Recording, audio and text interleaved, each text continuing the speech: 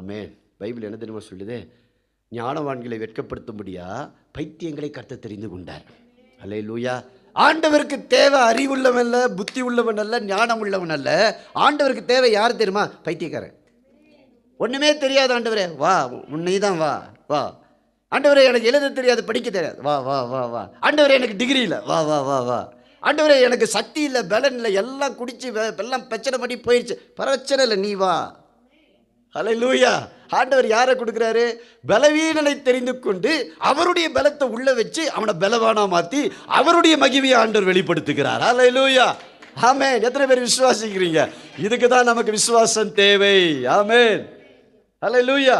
மரியாள் திராட்சரசம் குறைவுபட்டிருந்தா யாருக்கிட்ட போயிருக்கணும்? திராட்சரசம் செய்கிறவங்கள்ட்ட போகணும், விற்கிறவங்கள்ட்ட போகணும். நேராக எங்கே வந்தாங்க? இயேசுவினிடத்தில் வந்தார்கள். இயேசுவினிடத்தில் வந்து சொல்கிறாங்க, திராட்சரசம் தீர்ந்து விட்டது, குறைவுபட்டு விட்டது.